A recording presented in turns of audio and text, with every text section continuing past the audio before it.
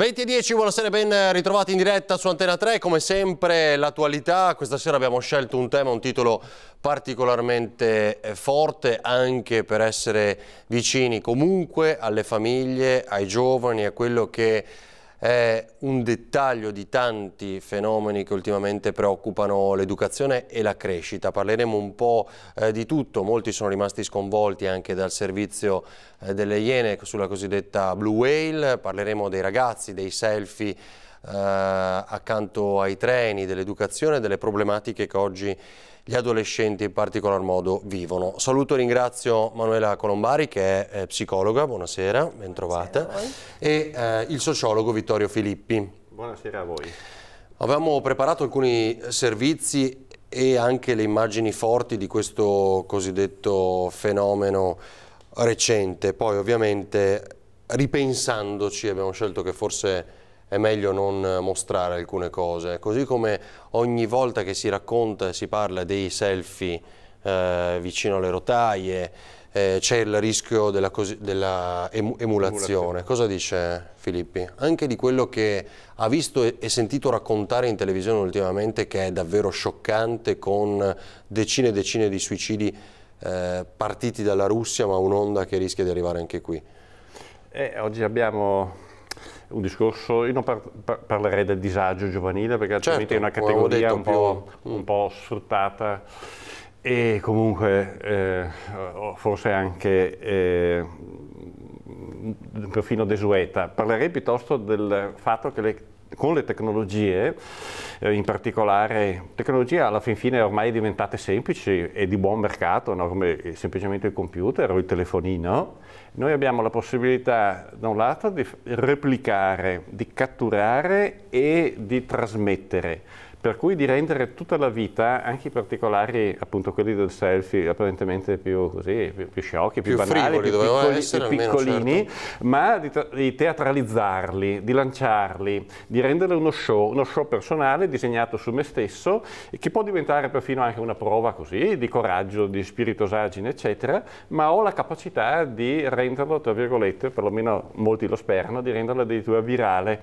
e cioè rendere un qualcosa di successo. E con ciò si replica, si trasmette e si diffonde, è come se fosse una ipertrofia del proprio io, uno spostamento verso la rete, che ormai andrebbe con la R maiuscola, perché vuol dire rete coincide con il mondo, e questo porta in là appunto il me, porta in là la persona che sono. Volevo solo concludere citando anche un dato curioso di demografia della rete, cioè è stato calcolato che nel 2090 le persone decedute ma in rete, cioè che rimangono, no? Sono decedute, avevano il profilo tipo Facebook, che non viene chiuso, che non viene chiuso, rimane, tanto non costa nulla che rimanga, anzi può avere anche la funzione così di ricordare colui che non c'è più. Nel 2090 le persone decedute in rete supereranno le persone vive in rete, per cui diventerà anche una specie di mnemoteca, quindi avrà anche questa funzione non solo nel presente, ma addirittura ecco, nel ricordare, sì, una specie di cimitero virtuale, che può diventare, ripeto, non deve essere macabro di sé, può diventare anche, che però sarebbe stato inconcepibile solo fino a qualche anno fa. Quindi il 2090 potrebbe essere la data della demografia di internet. Eppure, dottoressa, questa vita delle nuove generazioni, molto legata, basata anche sui social, è una vita che diventa necessariamente da protagonisti, quindi è come ognuno costruisse la propria rivista patinata di se stesso. Questo cosa può comportare? Ma guardi, oggi come oggi, il fatto appunto che riportava prima il collega, che ogni azione che tu fai a partire dal selfie messa in internet rappresenta un po' una esposizione davanti a un pubblico, quindi una teatralizzazione della propria vita. È un qualche cosa che va di pari passo un po' con una tendenza che abbiamo oggi nei giovani a una ipertrofia dell'io, correttamente lui la citava prima, no? Cioè a un bisogno di coprire una fragilità interiore che può esprimersi in tanti modi diversi, che può in questo modo apparire altro da quello che è, quindi apparire qualcosa di più interessante, di più forte, cioè una copertura in più qualche vincente. modo di una, esattamente, è una copertura di una fragilità interiore mediamente, cioè il bisogno di esporsi, di esprimersi, di avere tanta approvazione da parte degli altri significa che non si ha abbastanza sicurezza interiore per potersi basare, per poter avere fiducia in se stessi in maniera autonoma. Cioè hai bisogno continuamente dell'approvazione, della ricerca dell'altro, cioè, dei like, esatto, quindi un valore che si pesa con i like. Esatto, è un valore che non hai più tu da solo, come frutto della tua evoluzione, delle tue esperienze, delle relazioni che hai avuto, ma è frutto di questa cosa digitale che sono i like oppure il numero delle visualizzazioni o tutte queste cose, insomma, e indubbiamente copre una fragilità, che è una fragilità tipica degli adolescenti, cioè non è una caratteristica degli adolescenti di oggi questa, è una caratteristica che c'è sempre stata, così come la propensione al rischio dell'adolescenza non è una caratteristica che c'è oggi, c'è sempre stata.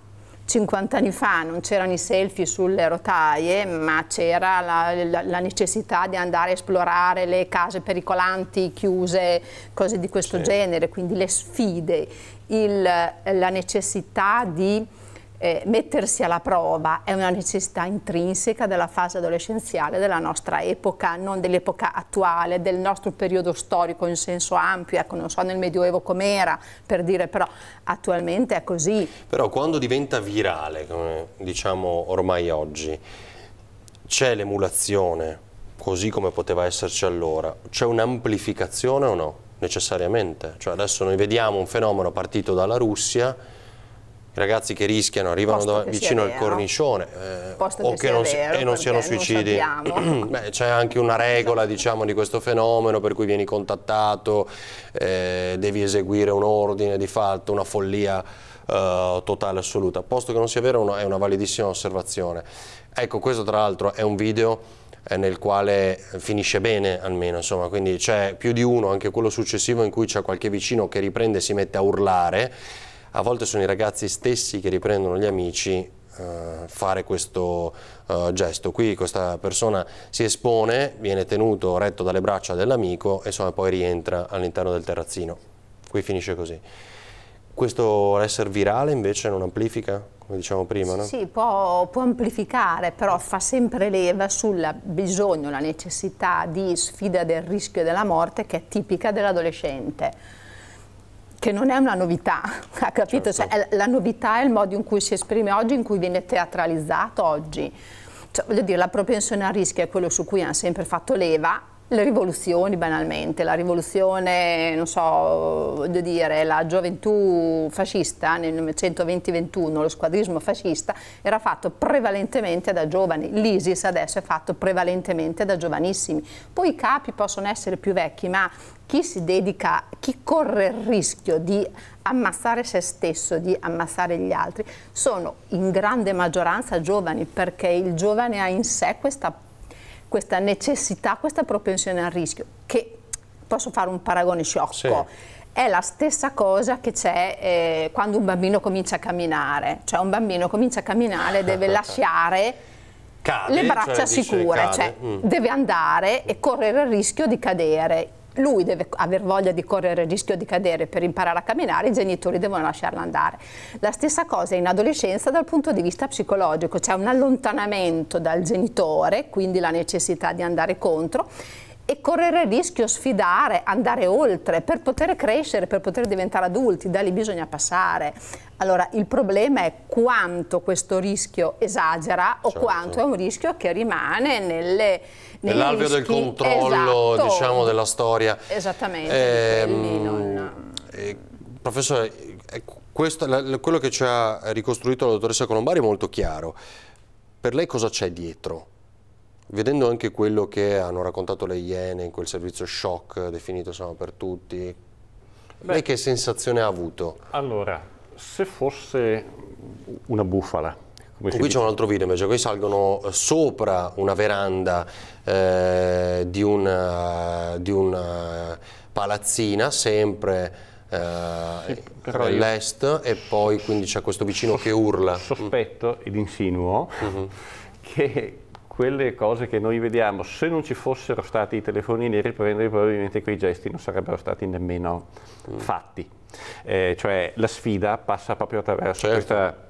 Ecco, altrimenti perde anche di, come dire, di carica teatrale, di carica emotiva e di trasmissione. Però io dico che anche se fossero completamente delle sciocchezze, delle bufale, delle cose non vere, io dico non tutto il male viene per nuocere, nel senso che avrebbe sempre l'utilità, come stasera, di farci riflettere sulla situazione dei giovani, sul ruolo delle nuove tecnologie, sulla come dire, la teatralità sociale in cui viviamo. Cioè ci darebbe sempre il là, comunque sarebbe comunque utile, perché ecco, a differenza dei giovani di qualche lustro fa, oggi c'è uno strumento potente che è appunto quello delle tecnologie. Le tecnologie oggi sono tecnologie della comunicazione, non sono tecnologie di altro. Le tecnologie oggi sono tecnologie comunicative, essenzialmente questo. Il telefonino è una tecnologia comunicativa, la fotografia è una tecnologia comunicativa, Facebook lo è, Skype lo è, puntini, puntini, puntini. Tony, riusciamo a vedere solo una prima parte dove eravamo arrivati, diciamo, di quel video, quando c'è il ragazzo inquadrato da vicino, poi c'è un'altra scena con 2 o 3 ragazze, lo fanno in serie, più avanti rispetto a quello che stiamo vedendo adesso, che lo fanno in serie ed è terribile secondo me.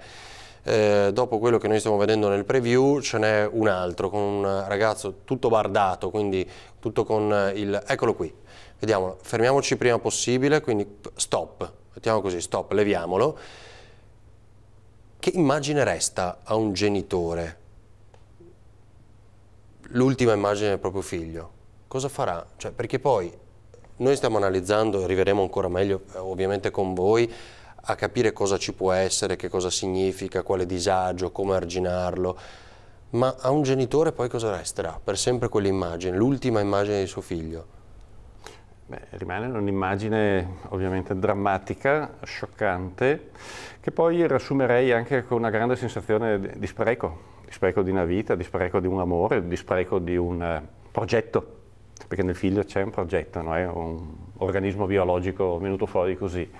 E quindi ecco, di un grande spreco umano, perché la vita così è sprecata nel senso letterale, e di cui non si trova poi alla fine anche il senso, perché anche ecco, nel fascismo si è morti. Paradossalmente l'inno del fascismo, che era giovinezza, poi questa giovinezza è andata a finire molto male per molti, per troppi. Ecco, ma almeno lì si dava un senso, fasullo chiaramente, ma qui non si trova nemmeno il senso di ciò, ecco, e quindi appare ancora più dolorosa e insensata la cosa. Dottoressa? Assolutamente, d'accordo con lui, non avrei null'altro da aggiungere. Ma anche sull'immagine che resta ai genitori, sì, perché poi è quello, cioè... l'idea di qualche cosa che tu non sei riuscita a impedire, che non sei riuscita a capire, che non sei riuscito a fermare in tempo. Insomma, io credo che uno dei dolori più forti sia quello. Cosa avrei potuto fare io per impedire questo, insomma. Ecco, qui esatto, ha fatto bene a fermare, una dopo l'altra queste ragazze scelgono praticamente questa via ed è pazzesco. Prima della pubblicità, o dobbiamo già andare in pubblicità, Tony, fammi sapere, se no vorrei vedere quello invece che è l'ultima cronaca che riguarda i selfie vicino ai binari. Abbiamo raccontato più volte di alcuni ragazzi che sono stati denunciati, la fortuna insomma è l'abilità dei macchinisti nell'allertare immediatamente le forze dell'ordine quando appunto lungo le rotaie si sono accorti di un pericolo possibile. Vediamo. Quella dei selfie sui binari sta diventando sempre di più una moda stupida e soprattutto pericolosa, che ormai ha raggiunto anche le nostre zone. Lo dimostrano questi fermo immagini di un video realizzato a Torre di Quartesolo, nella frazione di Larino. I residenti hanno subito cercato di mettere in guardia i giovani protagonisti. I ragazzi aspettavano l'arrivo del treno col telefonino in mano per spostarsi all'ultimo secondo, riprendendo l'intera dinamica. Un fatto grave che mette in risalto la facilità di accesso ai binari nella zona. Per un minuto, credo sia già il tempo, e poi ne discutiamo in maniera più ampia tra poco.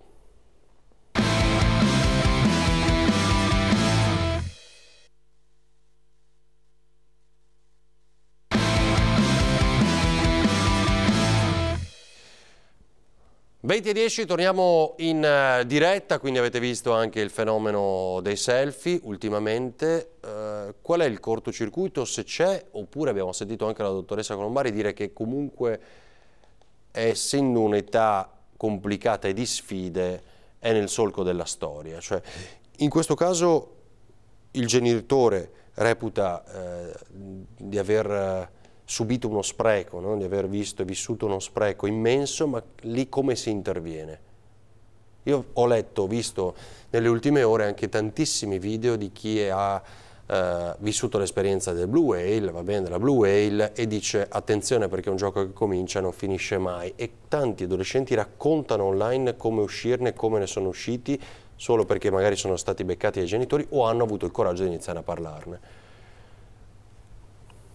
Sì, quello che il genitore può fare è quello di stare attento al figlio, di non banalizzare, di non prendere sotto gamba alcuni segnali perché ripeto, la tendenza al rischio, all'esagerazione è tipica dell'adolescenza, però ci sono dei limiti entro i quali uno fa le esperienze. Se ci sono segnali che un ragazzino stia oltrepassando questo limite, o perché ha comportamenti che esagerano nel senso della trasgressione, o perché ha dei comportamenti di chiusura estrema in se stesso, questi sono segnali che devono far pensare a un genitore che forse è il caso di avvicinare il figlio, di cercare di aprire un dialogo diverso col figlio per cercare di capire cosa sta succedendo e vedere di aiutarlo a superare la situazione di difficoltà per rientrare nell'alveo di quella che è un'adolescenza complessa ma normale, insomma, da un certo punto di vista, in cui le sfide ci sono, ma sono meno dirompenti, meno disastrose. Consiglia di guardare il telefonino dei figli, guardare che cosa...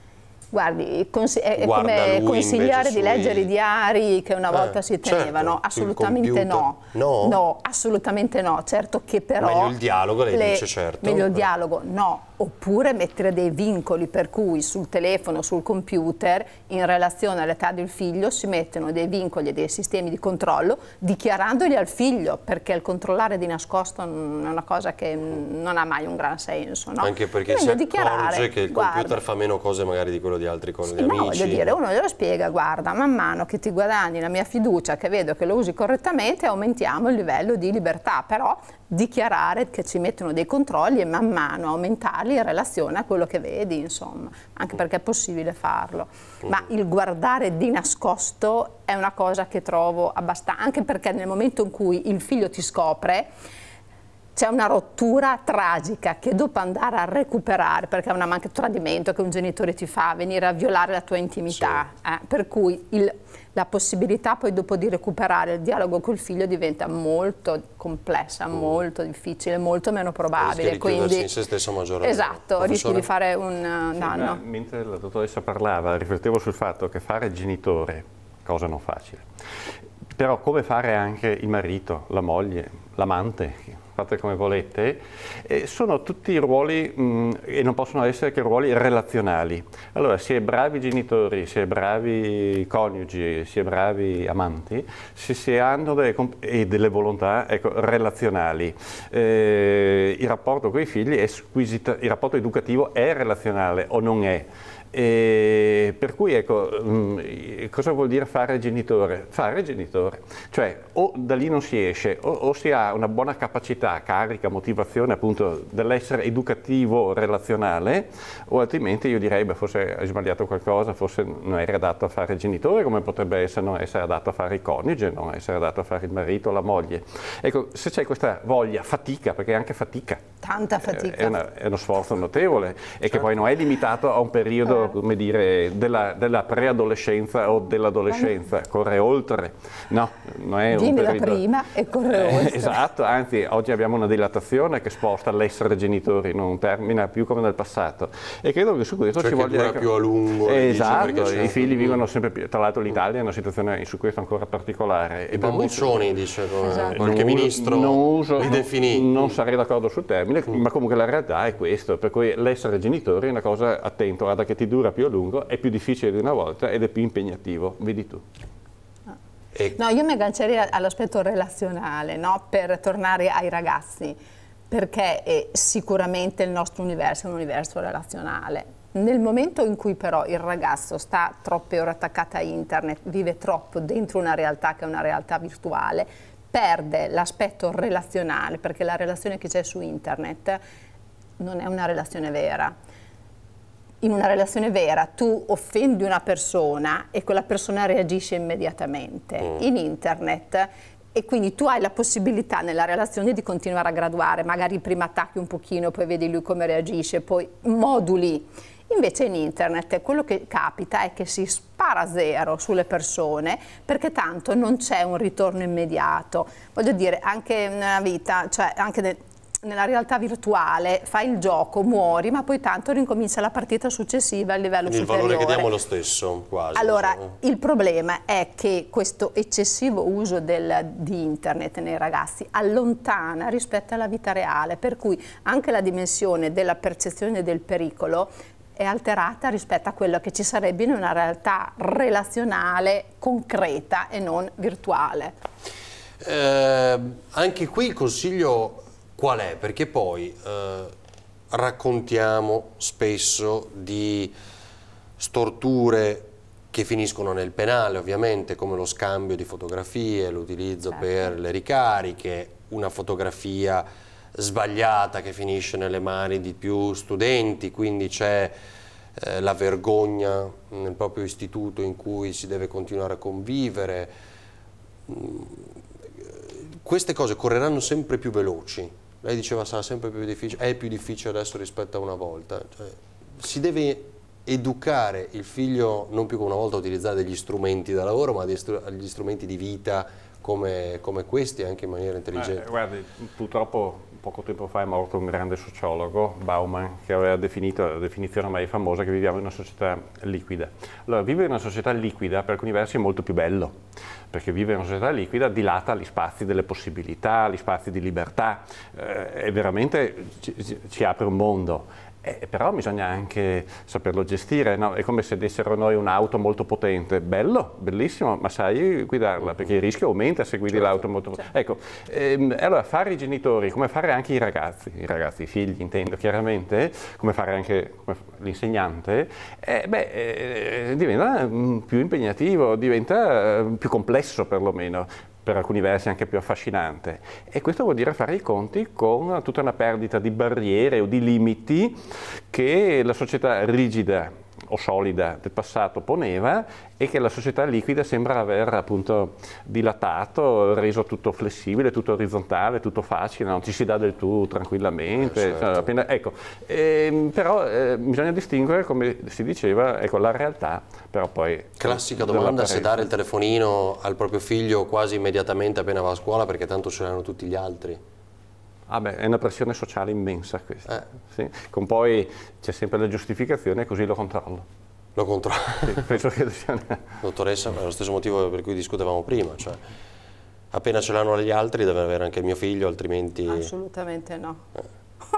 Dal mio punto di vista, voglio dire, gli strumenti vanno dati quando è il momento giusto per darli, e soprattutto non dai uno strumento senza mettere dei limiti, dei vincoli e senza essere sicuro che tuo figlio lo sappia usare, perché se no succedono problemi. Per forza di cose, cioè, per cui non dai un cellulare a un bimbo di 6 anni, se lo dai a uno di 9, uno di 10, uno di 11, prima gli hai insegnato come usarlo, metti i sistemi di controllo, metti delle limitazioni e un po' alla volta lo educhi a come si usa correttamente lo strumento. Punto. Lo strumento non ha niente in sé di male, è l'uso che ne facciamo.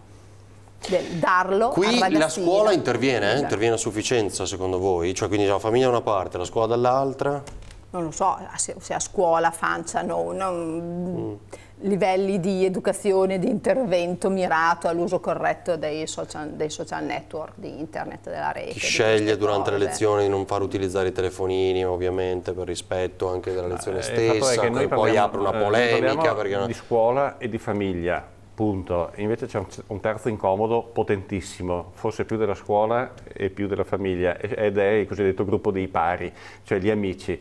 Quelli contano più dei professori, più dei genitori, e quella però è una realtà che rischia di essere anche molto opacizzata, non si conosce bene chi c'è, chi sono, le relazioni, ecco, ma con quello bisogna fare i conti oggi, con questa rete dei pari che passa anche appunto in rete, scusate il gioco di parole, no? perché le modalità comunicative oggi sono tantissime. Quindi non solo gli amici che frequenti, ma quelli che hai amici sui social. Appunto, la parola amico, anche questa ha avuto una dilatazione semantica, no? Enorme. No? Amicizia su Facebook. È amicizia? Beh, se vogliamo... Il classico, poi ci si incontra per strada. Sì, è amicizia. Non so, se vogliamo usare la parola in mancanza di meglio, però è una parola molto inflazionata, ecco. Vabbè, questo è anche vero, una conoscenza, neanche abusata. Non è nemmeno conoscenza. Abusata. Questo senz'altro.